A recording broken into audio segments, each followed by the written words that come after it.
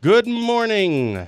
Dave Armstrong is my very special guest today, Friday, September 4th, 2020. I'm Ben Dryden, and you are watching Meet the Candidate on DrydenWire Live. Programming note, Gabe Magnifici and Kim Butler will be my next two guests starting next Friday. They are the Republican and Democratic candidates in the Wisconsin's 28th Assembly District race. Last Friday, I was joined by John Ellenson, the Democratic candidate in Wisconsin's 75th Assembly District race. The race, of course, is wide open following Representative Romaine Quinn's announcements earlier this year that he was not going to be seeking re-election. In case you missed that chat and all of our chats, of course, you can find those on our Facebook page, on our website, DrydenWire.com, and on our YouTube channel. I don't know, just go to YouTube and Google DrydenWire. But today I am being joined by the Republican candidate in the 75th, Dave Armstrong. Dave, good morning. How are you, sir? Good morning. Good. On this beautiful day. Yeah, it is nice. It feels like fall. I don't know. I mean, you're where are you? You're in Barron County. Are you in Rice Lake? I'm in Rice Lake. Right. Yep. And so it is just a gorgeous morning. And I slept with the windows open last night. Little too nippy for that. Yeah. I know. I think I have to put the top on the Jeep soon. Oh, no. I've had it off all summer. But you know, when it's raining out, I just take my other car, just an old, like, 2003 Mercury Grand Marquis. We call it the boat because it's like driving a boat. Oh, sure. One of the big ones. Yeah. Yes. My wife bought her lifelong ambition was a Jeep, so we got that this year. So I think she's got a whopping 1,500 miles on it so far. So yeah, very nice. Now, she loves it. Now, does she let you drive it? In the beginning, I figured this ain't ever going to happen, but actually, yeah, it's been kind of funny. So, and I was one where I've rented them before. I used to travel a lot, so I'd rent them, and I thought, geez, these things just drive not so well. But yeah. I don't know. These new ones aren't that bad. I don't know. The new ones. I don't know. I have mixed feelings of the new ones. In my opinion, the best Jeeps have got to be 20 years old, jacked up, big tires. Manual transmission, that's a Jeep, man. Bigger engine than it. Yeah, exactly. Yeah. And see, I'm a car guy, so I'm restoring two right now. And once she got the Jeep, I thought, this might be interesting to play with one of these sometime. So she's not going to let you. You have to get your own. I know. I'll have to get one of those old ones and have some fun with it. Yeah. So speaking of that, so you're, as we always do, before we have a candidate on for our Meet the Candidate every Friday, the day before, we do a 15 things you might not know about me. In this case, Dave Armstrong. Yep. And yesterday, wow, first of all, I literally printed it just so I had a reference, and it was like 5 pages.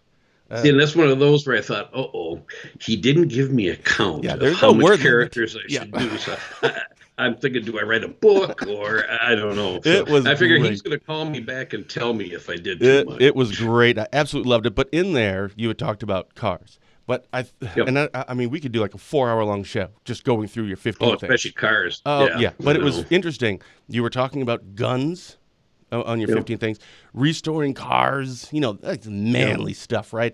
And then you were talking about animals and gardening. It was quite the journey reading through your 15 things. It's on DrydenWire.com.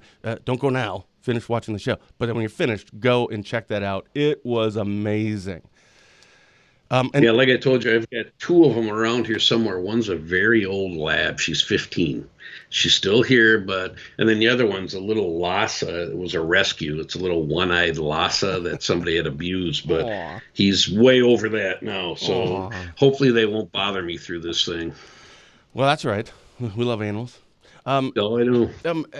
So I want to get into a little bio about you, right? So this is the first time that you've been on. So with the exception of, again, a lot of these information about you can be found on DrydenWire.com on 15 things about me, Dave Armstrong, but stuff that maybe isn't in there or before, your announcement, March 31st that you were running, what happened before then? Give us a quick bio, a couple-minute version of your life up until a few months ago. Sure. Well, basically, I was born and raised in the Twin Cities. Stayed there till I was about, I think, 32, 33. I've been in sales all my life. I was a mess coming, and a lot of this can be on there, but I was a mess coming out of high school, into drugs, into alcohol. Mom and dad kicked me out of the house because I've got 3 younger brothers, and that wasn't setting the best example for them. So it's one of those where you couch surf, to friends as much as you can until they get sick of you.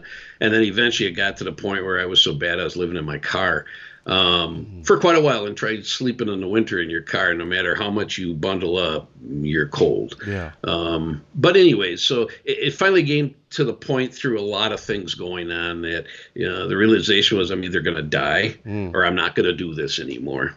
So I ended up going into treatment through AA, NA, and all of those for years and years. Well, it's been 33 years now since I've been sober. Good for you. Yeah, so it's been a journey. Now it's one of those where it's a lifestyle now. So you don't even really think about it per se, because I'll have people, worried. Do you mind if I drink? No, it's been so long. Do I say I can't go back there? Yeah, you got to be diligent, but it just doesn't bother me anymore. Well, fast forward to there. I'd done a couple of startups. One in the Twin Cities was a medical courier, sold that, did fine with it. Started a second one, which originally was blood drawing service, where I had phlebotomists on staff, and we supported all of the laboratories. So we'd go in-home to draw blood from patients, nursing home to draw blood. And then Reagan signed in the drug testing laws, and probably within 6 months, I was out of the blood business into the drug testing business. And then it just kind of exploded from there. I was negotiating to buy my biggest competitor out in Rock Springs, Wyoming, when a venture firm out of Florida was buying them as well. He contacted me. He said, hey, I'd like to buy you them, and will you come work for me? So I ended up going down to Florida then at that point. Spent 10 years down there. I was the head of the substance abuse division, and then I headed up as mergers and acquisitions to go find other people like me, basically, to buy. Wow. So that was a lot of fun. In fact, the one memory of that, not so good, but an interesting, was 9/11. I was in Houston, Texas, meeting with Houston Drug Testing to buy them when 9/11 happened. I remember waking up that morning, and internet back then was not so good. Right. So I was on the phone and on the internet checking email when my mom called me, and she said, "Oh, thank God." When I answered, I'm like, "What?" You just don't expect that at 8 in the morning. Yeah. And then we found that all out. Well, we ended up. I figured, that once they closed down all the air, I had a budget rent a car. And so I called budget and said, I'm going to extend this. And they said, oh, no, you're going to have to bring it back right away. I said, that's not happening, friend. And I just started driving back to Sarasota, Florida from Houston. Wow. Eeriest drive I've ever had in my life, because coming across I-10 in the southern part of the United States, the truckers weren't really even on the freeway. It was like Armageddon had happened. There was nothing. It was strange. So yeah, most people who have their stories about 9/11, it usually is they're glued to their TV. I never thought about what if you weren't? I was glued to driving. Day and a half it took me to get back down to Sarasota. So yeah, it was interesting. But I guess fast forward to there, we ended up buying a bunch of other companies, merging them into one, selling that off. And Sarasota is really kind of a retirement community, so there wasn't a lot left there for me. That's when I chose to come back here. So my biggest competitor asked me if I wanted a job. I moved to Houston for a year with the idea that I'm coming back home. And that's when I started looking around this region, because my mom and dad had retired to Turtle Lake. So got back up here, and that's kind of going through it slow. But yeah, how long have you been in Barron County? 2005 is when I moved here, October of 2005. Okay.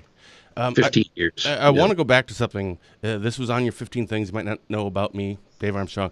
It was about your recovery and homelessness that you've just kind of touched on. And it said that eventually, with some intervention, divine and other, I came to the understanding that either I had to choose a sober/clean way of life or I would die. It's perfectly fine if you don't want to get into that, but divine and other, what are those? Well, the other was I got a DWI. I don't remember getting the DWI. That's how bad I was. Don't remember getting pulled over. Well, that's probably the best way to get a DWI. The ones that you just don't even remember. At least you earned it. Yeah, maybe. Yeah, I earned it, unfortunately. So that was one thing. A number of other. My best friend killed himself. That threw me into another funk here, and that was kind of the awakening point that I knew deep down I'm not far from that if I keep on going, this route. Yeah. And through, some things that happened, I finally came to the point where, no, I got to ask for help. I can't go on like this or I'm not going to be around anymore. Well, on your 15 thing, you list all the things that you're a part of and the boards and all. I mean, jeepers. It's like chapter 1. Here are the boards that I'm on. And chapter 2 here. But I want to, before we get to of course, your decision to announce and how that's going, your main gig is the executive director of the Barron County Economic Development Corporation. And you did walk through a lot of those things on your 15 things. But just a short snapshot, what is that job and what do you do? Like you wake up and what do you do? Sure. It's great, too. It's a great job. Love going to. I can't wait to get to work every day because it's so diverse. When they asked me if I'd be interested in the position, the agreement was yes, as long as we can redevelop what we're doing, basically restart the EDC. So what we did was I wanted a lot of emphasis on innovation in the area, so startups. So we put together a startup program with SBDC, Small Business Development Center for the region. Yep. I'd done startups before, so I was familiar with it. They had the technical experience, technical expertise, especially the accounting side. Mm-hmm. The one thing I learned early on in startups is you're good at some things and not at others. Yeah. One I was not was accounting. That's a shortcoming. I always hired people to do that because leave it up to me, it's going to be a disaster. That's literally the story of DrydenWire. Yeah, good at a whole bunch of things, but this is why I pay Anderson, Hager, and Mel a whole bunch of money. Absolutely. Because I know my limitations. They keep me out of trouble. Yeah, exactly. Yep. Yeah. And so the SBDC, he had a CPA on staff as part of the thing, and so we started this program. And it's been fantastic. If you go downtown Rice Lake, a lot of the businesses we helped start, Two Sisters Boutique, Poppy's Popcorn, I've heard of that. The Game Store across the road, Milk Pail, we just helped him get going again. So all of them came through our program. Wow. And so have a ball with it. Yeah. So startups are a big key. Another thing that I wanted, where we are in this region, I thought it foolish to spend a lot of time trying to get other companies to move here. Two directors before me, that's where he spent most of his time. And when I was on Rice Lake City Council, they appointed me to this, and I didn't know what they did as a board member. So when I first came in, I said, "What do you do?" He says, "Well, I run around all over all these trade shows trying to get people to move here." I said, "Okay." Yeah, honestly, that's I'm sorry to interrupt, but that's exactly what I would do. Yep. If I just got the job, I'd be like, get businesses to move here, right? Yep. But that was my question to him. I said, "All right, great. How long you done that?" It was like 8 years. Okay. How many people have moved here? Oh, okay. How much have you spent doing that? Well, about $80,000 a year. It's like, all right, wait a minute, time out. That's clearly not working. All right. So let's take that money and invest it elsewhere, type of thing. And so we did. We started a program which kind of was my favorite, which is called economic gardening. And the whole theory of that is forget trying to get people to relocate here. All right. Let's concentrate on all the businesses we have here and help them grow. All right. If we do that, I don't need to worry about people coming in. And another thing with economic gardening, when you look at a region, money circulates within a region here, right? That's great, but you want outside money to come in. That's where you get real wealth. It's not just recirculating the money here, it's outside money coming in. So what we concentrated on was companies that are here, but doing work elsewhere so we can get other monies coming into the region. And we've done 8 of them so far, and they've all been fantastic. So it's worked out really well. And how long have you been doing that? I started in December of 2012. Okay. So we've been doing the startup program right away in 2013. Economic gardening took me another year and a half to get going because it does cost Sure. to bring in the expertise. Sure. The people that I know in Barron County, when I ask about you, this was before, pardon me, this was before you had announced for political office, but just you and your role as the executive director. I was blown away by the accolades that people were giving you. I said, hey, you know this Dave Armstrong with the executive director? I'm like, yeah, that dude's legit. He has done so much for this county. And, they explain things, but I'm too stupid to understand most of that stuff. But everyone I talk to, you're doing a phenomenal job. And I do want to ask then, if you do, win this election, are you still going to be there? But before that, what are you the most proud of as the executive director? When you look back right now, if you had to leave the job tomorrow, what would you be the most proud of? Probably the startups were one. My work that I've done with CCP, this Community Connections to Prosperity, I was on the board originally, but I've stepped back from the board now because I can actually do better myself rather than, and I don't mean, the meetings stop anything, but there's an awful lot of meetings involved. And it's almost like, let me go do my thing and I'll be able to help. And from there, it's the housing that's just starting to really get cranked up here right now, both rental and owner housing. The one thing that's always bugged me, and again, because I come from the recovery side of it, is with, you talk with Chris all the time, you've got the meth, not problem is an understatement. Yeah. So you've got a huge meth issue. We got the other drugs, alcohol. They're throwing a lot of money at treatment. Mm-hmm. And where I came from, you throw a lot of money at treatment and you let them go back to where they came from, save the money for treatment. Because the recovery rate, if they go right back to the using buddies, the old home, et cetera, your long-term recovery is tiny. Mm. So my thing for the last 3 years is I need to get some kind of sober living here. All right. I think we finally got it. We'll know in about a month, I think. What? Because we partnered with Salvation Army. And I can make it possible. They can run it and make it happen type of thing. Yeah. And I believe we found money down at DOA. DOA came into about $32 million, Department of Administration. They came into about $32 million worth of COVID money. So I've been calling them every Monday. Do you got the rules ready for it yet? Are you ready to launch it? And then it would be, am I bugging you yet? And the guy would just laugh. He says, no, Dave, just keep calling. And then finally he emailed me 2 weeks ago and says, we got the rules. They're done. We're ready to launch. Nice. And so if we can put that in, now we've got a place, because we're kind of going for a twofer here. We need one place for the homeless. Benjamin House does a great job, but they're booked. All right. They're packed, After they move out, a lot of the individuals, because of a variety of issues, can't find housing. Well, we're going to have a place where they can move into to kind of get, situated again. I've got the jobs. There's plenty of jobs throughout Barron County, good ones that I can get them, but they need a place to stay, a place to live. So I think we got that just about done. I hope. I can't wait to run that. I can't wait to run that news release. Yep, and I'll have the gal from Salvation Army contact you on that one. She's been a dream to work with. Yeah. All right. Well, let's fast forward now to March 31st. You announced that you were going to be running in the 75th.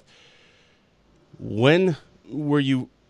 Was this something that was always on your mind to run for politics? Was this something that happened a few days earlier, a week earlier? Were you approached, or did you see that Romaine announced that he wasn't seeking re-election and then said, hey, that's what I should do? How did this all come to be? Yeah, it's kind of a weird situation, to be honest with you. The last 5 years I've been the head of Heart of the North, Legislative Day. Barron, Rusk, Sawyer, and Washburn all got together because we're kind of the redheaded stepchild. We don't fit well with Duluth days, and we don't fit well with the Valley rally, from Eau Claire. Yeah. And so we started our own. And funny thing is, we get something done every year. That's been the amazing thing of it. And so I'd gotten very used to the last 5 years going down, talking to the legislators, but we had put a lot of emphasis on the departments, because the legislators, from the big picture standpoint, they'll set the budget, they'll do ordinances, but once that's done, you got to work the departments, all the state agencies, to get that money flowing. So we went down there every year, got real used to that. I started seeing the problems we were having with housing up here, and we started working on specific bills. All right, here's what we need to get done. So last year I was down there, I don't know, for like 4 months every single week, either testifying on a bill, working a bill, et cetera, et cetera. And out of the blue, Romaine calls me, and I had him on speed dial and texting back and forth. How am I going to do with this guy? Is he good? Is he bad? Is he going to block me on this? So he was helping us through this whole thing. Out of the blue, I get a call from him saying, how much you been down in Madison the last few months? I said, every single week. He said, you want to make it permanent? I'm like, what? And don't catch on real quick. And I said, oh, you're kidding me. He says, no. He says, I haven't told anybody yet, but I'm not going to run. And I'm like, boy, I don't know. My son, youngest, left the house last year. He's in the Marine Corps. So it's me and Janelle. Things are pretty boring right now. Yeah. Kind of nice. Yeah. But then I started thinking about, well, wait a minute now. I didn't get all my housing stuff done. I've got a piece of TID that we need to get, tax increment district legislation. Got to get that done right now. That will allow a whole bunch more housing. And so I went home, talked to the wife. She said, dear, whatever you want to do. Talk to my board, talk to the county. They both said, yeah, fine. We encourage you to do that, which was like, wow. So then I basically came back. Romaine said, just talk to somebody if you're unaware. Well, he had Voss come up. So I sat down with Voss, talked with Voss. And like Voss said, most of us have other careers, other jobs, own businesses. He said, there's no reason you can't do this. I'm like, well, interesting. So I think we've got a pretty good fix for you if I get elected, and I'm hoping I do, that I'm going to take down my time with EDC to make time for the legislative side of it. So, yeah. Well, it sounds like you were asking all those people looking for someone to say no. You can't or don't. You're like, dang it. Yeah, yeah. And then at the end, it's like, wow, things aren't going to be boring anymore. So, holy cow. So obviously, with your not only experience already, I think you kind of have a little bit of a leg up, as it were, with legislatures, but that is from outside looking in. Now you right. could potentially be one. Do you think you'll be as effective as one? I think I might be more effective, because that was always the thing. When I'd run into a roadblock with one of the departments, bam, I'd be right back to Romaine, or I'd be back to Janet or one of her counterparts in the Senate saying, help, here's what Senator I'm Bewley. Into. Is that who you're? Correct. Okay. Yep. Yeah, so here's what I'm running into. I need help with this. Well, guess what? Now I don't need anybody's help. I'm just going to go over there myself and talk to them. Same thing in this, in the legislature. The one TID bill, which would have helped so much up here, 2 votes blocked it in the Senate, because 2 Republican votes, because they wouldn't vote for it. Well, I don't have to call Romaine, or Janet can't do me much good there because it's on the GOP side. So I'd call one of the others, senators that I gotten to be pretty good friends with, say, help me on this thing. Well, no, now I can just go over there and say, all right, come on, what's up with this? What do we got to do to make this thing work? What do you think right now are the biggest issues facing the 75th district? And that was kind of funny, because Ellenson picked basically the ones I've been working for 5 years. Housing is number one here right now. And the reason I say that is, if we did a full-blown housing study last year, if you look at rental units, 0% availability, 0. Once one's up, somebody's in it right away. Okay, and if you look at housing, look at what I'll call moderately priced housing, say up to 175,000. Mm-hmm. There's none available. There's bidding wars going on for those right now if they're in good shape, or else you've got houses like mine, which are old and we're redoing, doing a 3-year complete renovation on it yet. So Rice Lake is the only one that's really been building homes in the last, say, 3 years. But it's the development up by Moon Lake. Cody's building them. They're side by sides, and they're about $220 a side. That's a little spendy for workforce housing. Yeah. Okay. And so that's been the key, is how do we get the $150,000, $175,000 home? And there's all kinds of problems with that. There's all kinds of challenges. I think we cracked the code on a few of them. Infrastructure is one of the big issues. Like, I worked with a developer here that's going to be building on the north end of town. He's going to do 9 townhomes that are going to be rentals. Oh. The city can't afford to put in streets, sewer, water, so he has to. Cost $54,000 a lot for sewer, water, curb, and gutter. He came back. He said, "There's no way I can add that on to." Yeah. Right. Well, that's where TID can help, but tax increment district. But again, we didn't pass it, and in that area, Rice Lake doesn't have a TID, so we had to go through heroics to get him some money to help build, and it worked. So wow. I caught most of that, by the way. You're starting to break up there, but I caught most of it. So you got the TID. So it was able to get done through the TID? Well, there was no TID in it. So actually what the city had to do was borrow some money from Office of Commissioner of Public Lands to buy down the cost of the sewer, water, to help him, or else there's no way he could have built. Sure.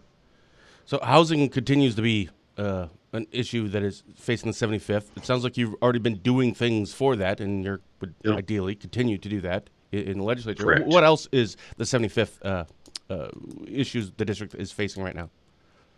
Workforce. I'm dealing with all the manufacturers here, all the employers here. Perennially, over the last year or so, we've got about 550 open jobs we just can't fill. We don't have enough people. Take that and look at the high school seniors. About 50% of the high school seniors graduate. They're going off to 4-year college. Yeah. All right. Most of them probably not to return. All right. Which is sad. That's been one of our big initiatives. I want them back. Mm-hmm. So what do we have to do to get them back? Well, we have to have some of the services, some of the fun things that the bigger cities do back here. One of the things, which isn't even a fun thing, it's a necessity, is broadband. Mm-hmm. Gotta have that.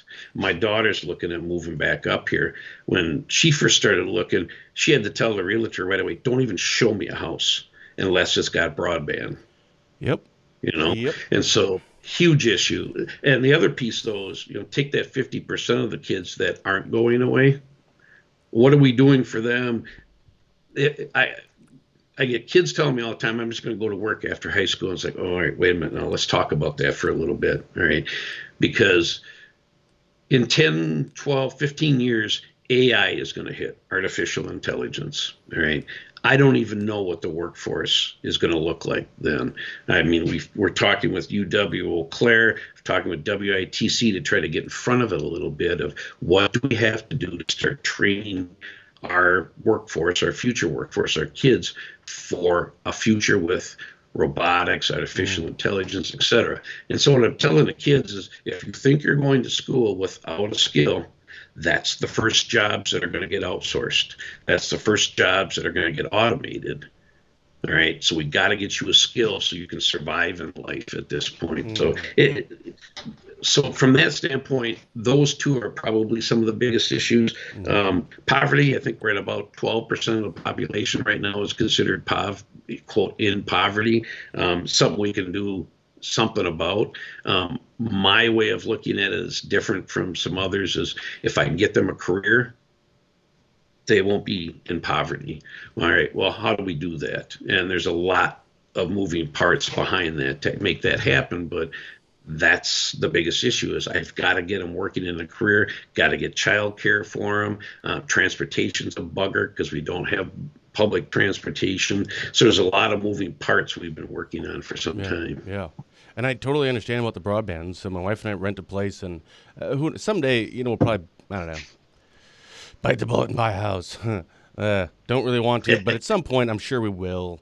And literally that was the first thing was do you want to live in town or out of town? Well, we like the idea of being out of town. And the first thing was, well, it's got to have broadband, not just broadband. I think broadband, last I checked, I think it was like 25 down and 3 up to be technically broadband. That's still not fast enough for us. No, it's horrid. Right. For our business, I mean, it's got to be 100 down, 8 up at least. Otherwise, I just can't run my business. And not just that, it's just everything is connected to everything. And wow, I was surprised how many places you don't have to get that far out of town. And there's nothing. I mean, I'm sorry. Correct. There's something, but it's not broadband. No, it might be DSL, which, my God, it's almost like dial-up was. It's like, it's excruciating. I know it. I know it. Well, stay tuned on that, because yesterday we've been working a deal with a provider. I'm not going to say who. Can't right now. Come on. Can't just yet. Okay. It's one thing when you sign non-disclosures, boy, they kind of hold you to those. Yeah. But this would be pretty cool because it's going to be Barron and Washburn counties, and they're going to fly.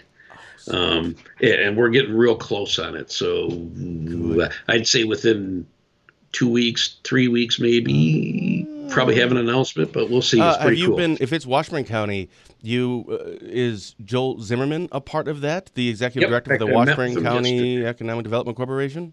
Yep. We met with him yesterday. I like Joel.